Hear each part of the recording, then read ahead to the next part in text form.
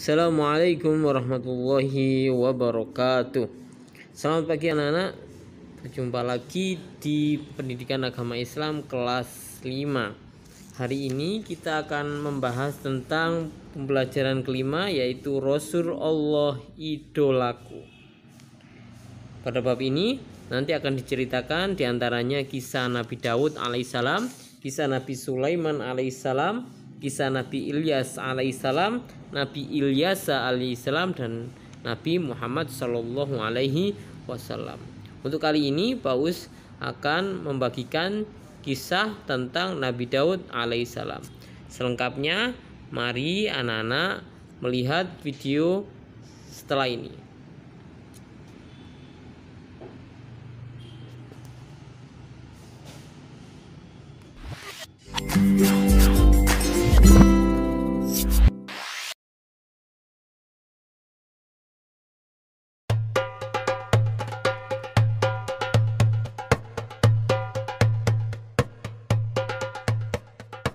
Kaum Bani Israel ketika itu hidup tertindas oleh kekuasaan Jalut yang menguasai tanah Palestina. Jalut adalah seorang penguasa kejam dan bertubuh sangat besar seperti raksasa. Pada masa itu, tidak ada satu manusia pun yang berani dan mampu melawan Jalut. Allah Subhanahu wa Ta'ala kemudian mengangkat seorang penggembala Bani Israel yang bernama Talut untuk menjadi pemimpin kaum mereka, di mana saat itu Bani Israel dikenal mempunyai sifat keras kepala. Terbukti pada awalnya Bani Israel menolak, karena Talut hanya seorang penggembala miskin. Hal tersebut dijelaskan Allah Subhanahu wa Ta'ala dalam Al-Quran Surat Al-Baqarah ayat 247 yang berbunyi, Nabi mereka mengatakan kepada mereka, sesungguhnya Allah telah mengangkat Talut menjadi rajamu. Mereka menjawab, bagaimana Talut memerintah kami, padahal kami lebih berhak mengendalikan pemerintahan daripadanya, sedang dia saja tidak diberi kekayaan yang cukup banyak.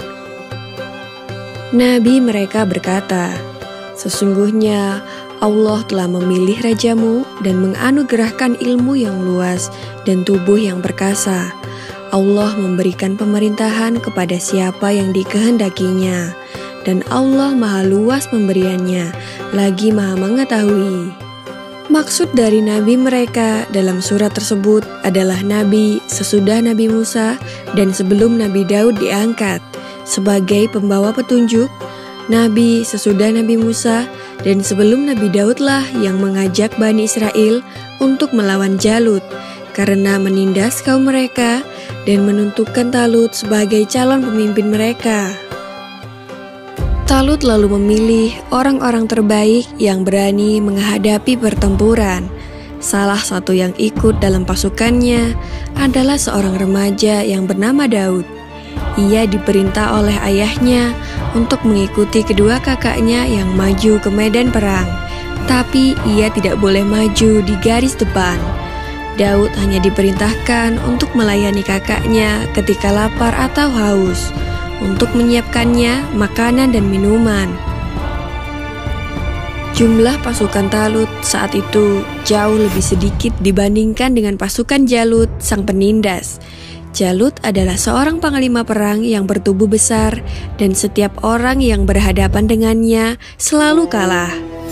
Talut lalu berdoa kepada Allah Subhanahu wa Ta'ala, ya Tuhan kami, curahkanlah kesabaran atas diri kami dan kokohkanlah pendirian kami dan tolonglah kami dalam menghadapi orang-orang kafir.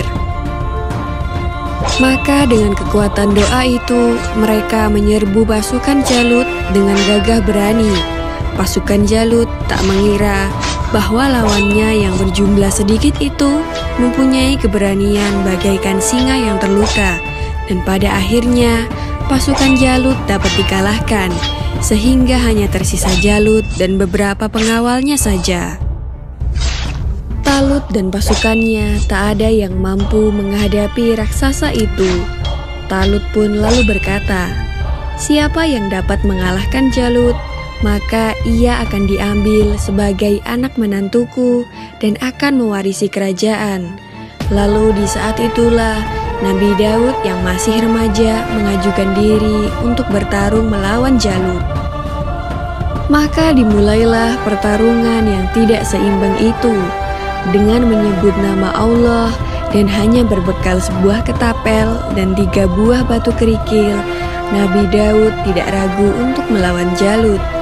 Nabi Daud selalu bisa menghindar dari tebasan pedang Jalut berkat keteguhan imannya kepada Allah Subhanahu wa Ta'ala. Maka pertolongan pun diturunkan kepadanya. Kemudian Nabi Daud melemparkan batu ke udara menggunakan ketapelnya. Dengan izin Allah Subhanahu wa Ta'ala, angin menjadi sahabat Nabi Daud dan membuat batu meluncur dengan cepat.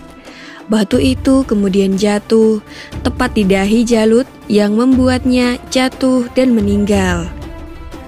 Talut pun menepati janjinya dan akan menikahkan putrinya serta memberikan separuh kepemimpinan kerajaan Bani Israel. Hingga usia Nabi Daud mencapai 40 tahun, Talut meninggal dunia dan Nabi Daud pun menggantikan posisi Talut menjadi Raja Bani Israel. Tak hanya itu, Allah pun mengangkat Nabi Daud alaihissalam sebagai Nabi dan Rasul, serta diturunkan kepadanya kitab suci Zabur. Demikianlah kisah Nabi Daud alaihissalam melawan raksasa Jalut dan berhasil mengalahkannya. Semoga kisah ini dapat mempertebal iman kita dan semakin percaya terhadap kebesaran dan kuasa Allah Subhanahu wa Ta'ala. Amin ya Rabbal Alamin.